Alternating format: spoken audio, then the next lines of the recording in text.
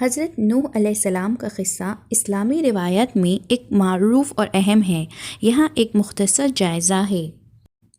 حضرت نوح علیہ السلام کو اللہ تعالیٰ نے اپنی قوم کی رہنمائی کے لیے بھیجا تھا جو بدعنوان اور سرکش ہو چکے تھے۔ اس نے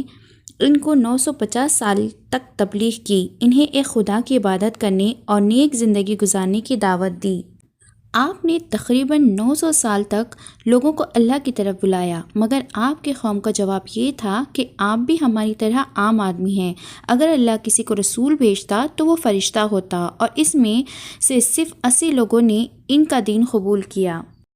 خدا نے نوح علیہ السلام کو ایک کشتی بنانے کی ہدایت کی جو اسے، اس کے خاندان کو اور ہر قسم کے 2 جانوروں کو ایک بڑے سیلاب سے بچائے گا جو بدکار لوگوں کو تباہ کر دے گا۔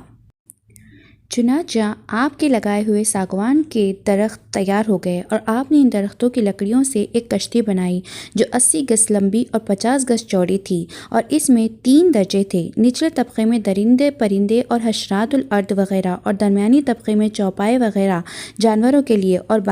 بالائی طبقے میں خود اور مومنوں کے لیے جگہ بنائی۔ اس طرح یہ شاندار کشتی آپ نے بنائی جو آپ کی اور مومنوں کی محنت اور کاریگری کی ثمرہ تھی، جنہوں نے بے پناہ محنت کر کے یہ کشتی بنائی تھی۔ جب آپ کے کشتی بنانے میں مصروف تھے تو آپ کی قوم آپ کا مذاق اڑاتی، طرح طرح کا تمسخر و استہزاء کرتے اور قسم قسم کے طعنے بازیاں اور بد زبانیاں کرتے رہتے تھے، اور آپ ان کے جواب میں یہی فرماتے تھے کہ آج تم ہم سے مذاق کرتے ہو، لیکن مت گھبراؤ، جب خدا کا عذاب بصورت طوفان آ جائے گا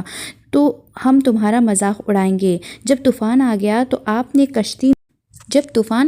تو آپ نے کشتی میں درندوں، چرندوں اور پرندوں اور قسم قسم کے حشرات الارض کا ایک ایک جوڑا نر و مادہ سوار کرا دیا، اور خود آپ اور آپ کے 3 فرزند یعنی حام، سام اور یافس، اور ان تینوں کی بیویاں، اور آپ کی مومنہ بیوی اور 72 مومنے مرد عورت، کل 80 انسان کشتی میں سوار ہو گئے، اور آپ کی ایک بیوی وائلہ جو کافرہ تھی،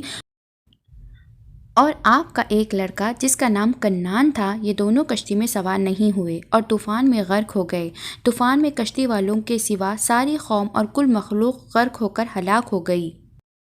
اور آپ کی کشتی جودی پہاڑ پر جا کر ٹھہر گئی۔ اور طوفان ختم ہونے کے بعد آپ میں کشتی والوں کے زمین پر اتر پڑے، اور آپ کی نسل میں بے پناہ برکت ہوئی کہ آپ کی اولاد تمام روئے زمین پر پھیل کر آباد ہو گئی۔ اس لیے انہیں آدم ثانی یعنی زمین پر موجود انسان کا دوسرا باپ آدم بھی کہا جاتا ہے۔